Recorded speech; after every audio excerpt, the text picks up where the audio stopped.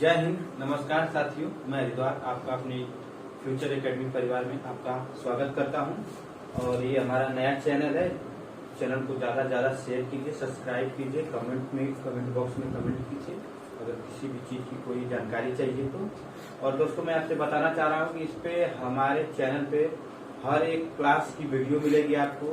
Competition की तैयारी के लिए भी वीडियो मिलेगा। जैसे इसमें हो गया आपका 9, 10, 11, 12 इससे की सारी क्लासेस मिलेंगी आपको, रेगुलर बेसिस पे मिलेंगे और कंपटीशन की भी तैयारी करवाएंगे। जैसे कि अनिल सर हमारे इस टाइम आपके जीएस का पोर्शन लेके चल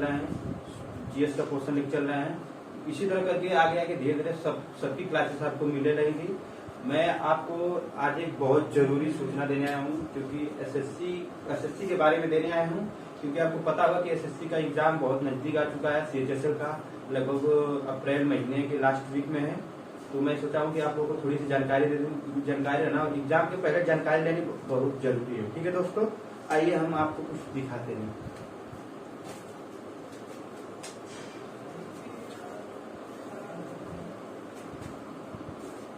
एसएससी, ठीक है दोस्तों, आप लोग ध्यान से देखिएगा। ठीक है, कोई किसी भी चीज की और जानकारी चाहिएगा तो आप कमेंट में कीजिएगा और कमेंट बॉक्स में कमेंट कीजिएगा और उस कमेंट को हम पढ़कर अगले दिन उसकी जानकारी आपको तुरंत दे देंगे। ठीक है दोस्तों, आइए देखते हैं। पहली बात, एसएससी का जो गठन हुआ था वो सन 1975 में हुआ था। ठीक, एसएससी के सम्मान। ठीक है दोस्तों, ये जानकारी रहना बहुत आवश्यक है। भले से ये एग्जाम में पूछे या ना पूछे, लेकिन इसकी जानकारी हमारे पास रहना जरूरी है अगर हम एसएससी की तैयारी करते हैं तो। ठीक है दोस्तों, और इसका फुल फॉर्म होता है दोस्तों स्टाफ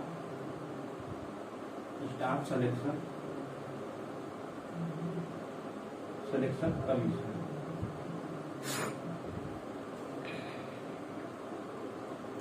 ठीक है दोस्तों, और ये कमीशन की जो स्पेलिंग है इसको थोड़ा ध्यान से देखिएगा दोस्तों, क्योंकि बहुत जरूरी है। अगर हम एसएससी की तैयारी करते हैं तो हमें कमीशन की स्पेलिंग आनी बहुत आवश्यक है।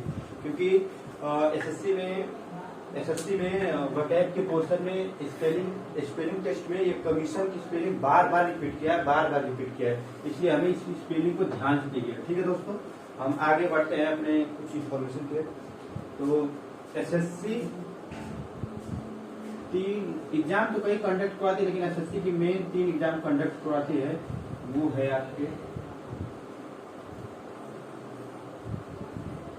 आपको पूरा चार्ट के माध्यम से समझाया जाएगा। किसी भी चीज की जानकारी पूरे चार्ट बना के दिखाया जाएगा। कोई भी दिक्कत हो तो आप जरूर बताइएगा।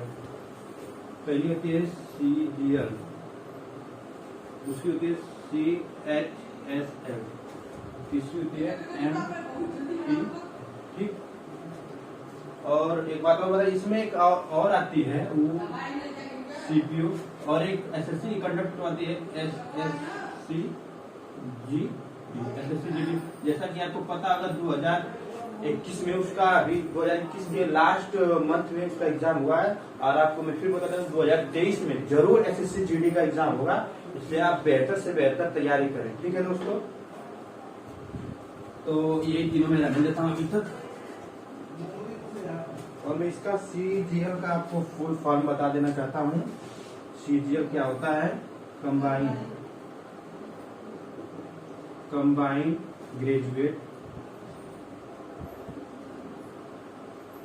Graduate level.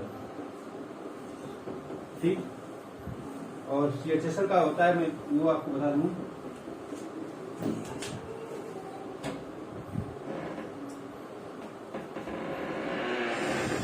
कंबाइंड हायर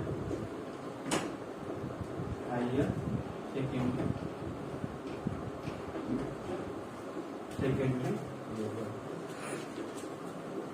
ठीक, और इसका बता दूं मल्टी टास्किंग स्टाफ।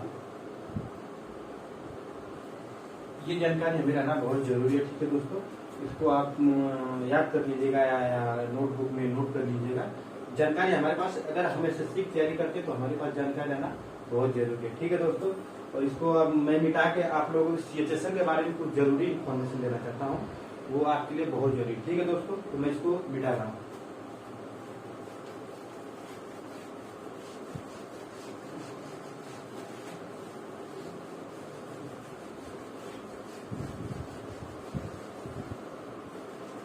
और मैं आपको बता देना चाहता हूं कि अभी एसएससी CHSL का फॉर्म फिलअप हो रहा है। उसकी लास्ट डेट 7 तारीख को है और वो एक तारीख से ही फॉर्म आपका फिलअप हो रहा है, 1 फरवरी से ही। ठीक, तो एसएससी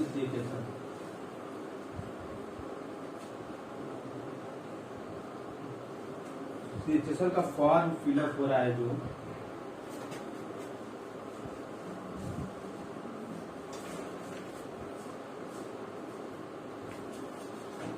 फिलअप हो रहा है आपका 1 फरवरी 2022। ठीक, और इसकी लास्ट डेट जो है फॉर्म की, लास्ट डेट जो है उसका 7 मार्च 2022। इसलिए आप जल्दी से जल्दी जाके, अगर आपके पास कोई नजदीकी साइबर कैफे है तो वहाँ पे अपना फॉर्म फिलअप करवाइए।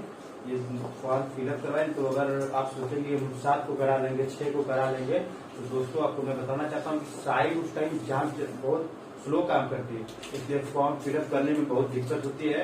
इसीलिए आप जितना जल्दी हो सके उतना जाकर जल्दी फॉर्म फिलअप कराइए। ठीक है दोस्तों, तो आइए हम आगे इसके सिलेबस के बारे में डिस्कशन करेंगे। इसका सिलेबस क्या है, इसका एग्जाम पैटर्न क्या है, इसमें कैसे पेपर होते हैं और कैसे क्या क्या होता है, इसके कितने टायर होते हैं, तो आगे हम आपको सारी जानकारी देंगे। तो इसको हम रफ करते हैं दोस्तों, नहीं रहने देते हैं, आप आगे देख लीजिएगा। और ठीक है दोस्तों,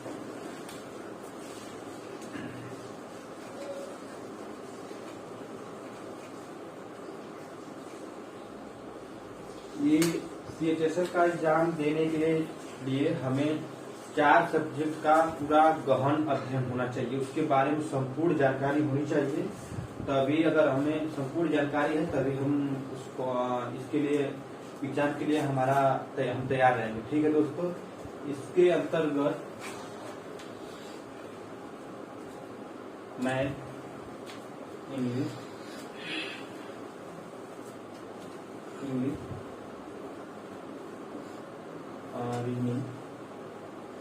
रीजनिंग,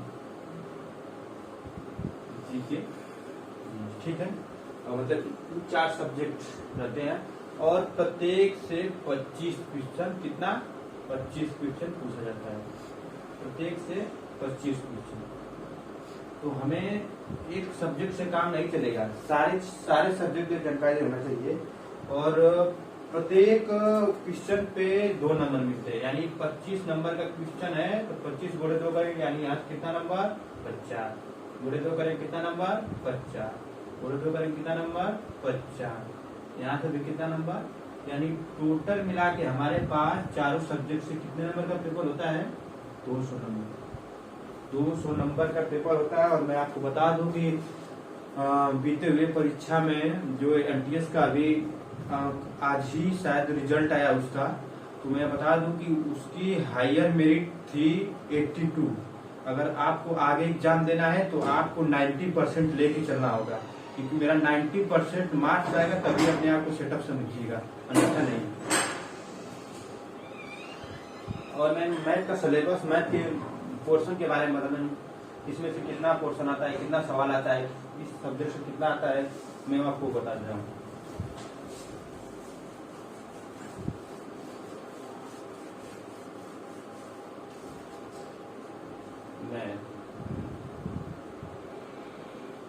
मैथ में 2 पोर्शन से सवाल पूछे, कितने पोर्शन से, 2 पोर्शन से।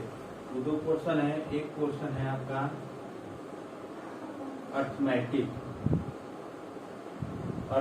एक आपका एडवांस। एडवांस में आपका अर्थमेटिक में यही आता है, लिखे जाता है लाभ हानि आता है, और ये होता है कंपाउंड एक्सटेंट होता है, SI होता है, CI होता है, पाइप एंड डिस्टेंस होता है, नाव धारा होती है, टाइम एंड डिस्टेंस होता है, यही सब अर्थमेटिक में आता है। एडवांस में आपका आता है फ्रैक्शन हो गया, एलसीएम एलसीएफ हो गया, नंबर सिस्टम हो गया, और आपका ज्यामिति हो गया, त्रिकोणमिति हो गया, और मेंसुरेशन हो गया, ये सब पार्ट होते हैं एडवांस में। एडवांस में आपका दोस्तों 55 से 60% पूछा जाता है सवाल। कितना? 55 से 60%। और आपका अर्थमेटिक से पूछा जाता है 40 से 45%। यानी आपको अर्थमेटिक या परीक्षा एडवांस की अधिक मेहनत करना पड़ेगा। एडवांस पे आपको अधिक जोर देना पड़ेगा। ठीक है दोस्तों। तो और आपको इतना हम बता दें कि अगर आपको एमटीएस जो 10th लेवल पे होता है, और सीएचएसएल जो 12th लेवल पे होता है, और सीजीएल जो ग्रेजुएट लेवल पे होता है, अगर हम एमटीएस का एग्जाम देने जाएंगे तो उसमें सीएचएसएल का भी बच्चा बैठेगा, सीजीएल का भी बच्चा बैठेगा। इसीलिए अगर आप एमटीएस की भी तैयारी करते हैं तो आपको सीजीएल लेवल पढ़ना पड़ेगा। इसी सीजीएल लेवल पढ़ेंगे तभी काम होगा, नहीं तो आप जानते हैं अगर सीजीएल का बच्चा एमटीएस में बैठेगा तो उसकी कट ऑफ बढ़ा देगा। अगर सीएचएसएल का जो पेपर देने जाएगा उसमें सीजीएल का बच्चा बैठेगा तो वो भी कट ऑफ बढ़ा देगा। इसीलिए आपको संपूर्ण सीजीएल की तैयारी करनी पड़ेगी। अगर आप सीजीएल की तैयारी संपूर्ण करेंगे तो आप सीजीएल भी क्वालिफाई कर सकते हैं, एमटीएस भी क्वालिफाई कर सकते हैं, सीएचएसएल भी क्वालिफाई। ठीक है दोस्तों, ठीक है। अब मैं इसको रस करता हूँ, आपको इसका मैं बता दिया। अब मैं आपको इंग्लिश के बारे में कुछ बता दूंगा।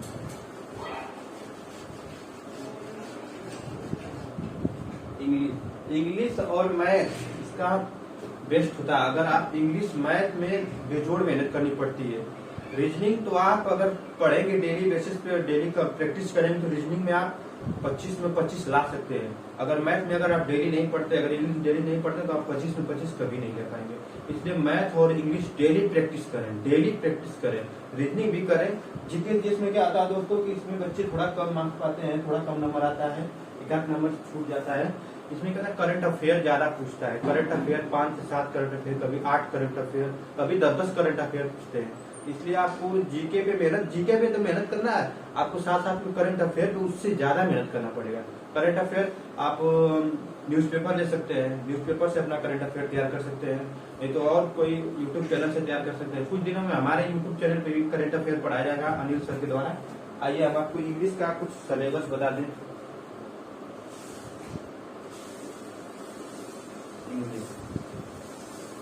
इंग्लिश में दोस्तों 3 पार्ट से मतलब आपका एग्जाम होता है। तीन चीजों से मतलब पूछा जाता है।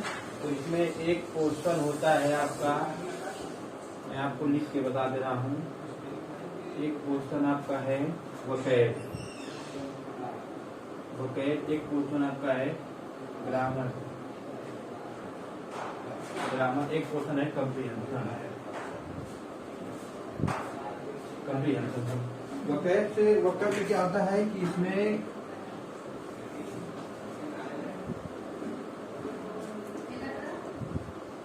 वोकैब में लगभग 12 क्वेश्चन पूछे जाते हैं। ग्रामर से आपके लगभग 4 क्वेश्चन पूछे जाते हैं, और कम्प्रीहेंशन से लगभग आपके 9 क्वेश्चन पूछे जाते हैं। हर साल आगे पीछे होता रहता है, कभी 9, कभी 10, कभी 4, कभी 8, कभी 12, कभी 6, मतलब आगे पीछे होता रहता है। ठीक, तो इसमें कौन कौन क्वेश्चन से ज्यादा पूछा जाता है? इसमें साइनो पूछा जाता है, एंटो पूछा जाता है, ईडीएम पूछा जाता है, ब्रेक पूछा जाता है, स्पेलिंग टेस्ट पूछा जाता है। स्पेलिंग टेस्ट साइनो से आपके 2 सवाल रहते हैं, एंटो से भी आपके कितने सवाल? 2 सवाल रहते हैं, ईडीएम से भी आप कितने सवाल? ईडीएम मतलब मुहावरे, फ्रेज मतलब लोकरीतियां, फ्रेज से भी आपके 2 सवाल, स्पेलिंग टेस्ट से आपके 2 सवाल, एक करेक्ट स्पेलिंग, एक इनकरेक्ट स्पेलिंग। और प्रत्येक सवाल पे आपको पता है, मैं पहले बताया हूँ, 2 नंबर मिलता है। और ग्रामर से आपका टोटल 4 क्वेश्चन पूछा जाता है। इसीलिए आपको ग्रामर से ज्यादा मेहनत वोकैब पे कीजिए। और कम्प्रीहेंशन में क्या पूछा जाता है? पहला पार्ट आपका PQRS पूछा जाता है, और दूसरा पैसेज मिलता है, पैसेज से पूछा जाता है। कभी पैसेज को त्रुटि निकालना रहता है, और कभी पैसेज को फ्यूचर के माध्यम से सेटअप करना रहता है। ठीक है, तो आगे मैं आपको जीएस का क्वेश्चन बता देता हूँ।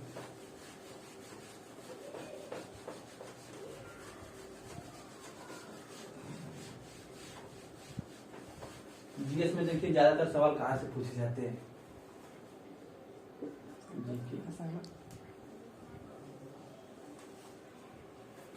जीएस के क्वेश्चन से आपको चार्ट के माध्यम से पूरा समझाएगा, विस्तृत तरीके से आपको समझाया जाएगा। और आगे मैं बता दे रहा हूँ, आपको सभी क्लासेस मिलेंगी इसमें। आप 9, 12, 11, 12 सब चीज की तैयारी बढ़िया से कर सकते हैं। इसमें हिस्ट्री से पहली बार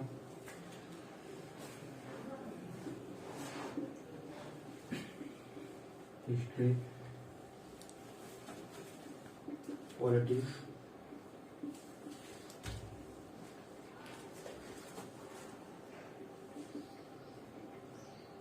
इकोनॉमिक्स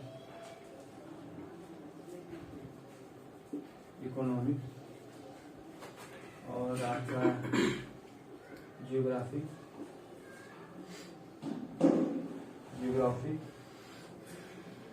साइंस,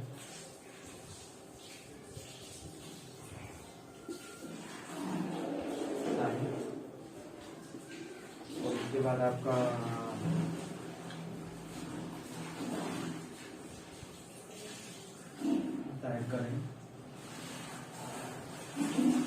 करंट अफेयर कभी फिक्स नहीं रहता है, कभी 5, कभी 7, कभी 8, कभी 10 ऐसे पूछे जाते हैं।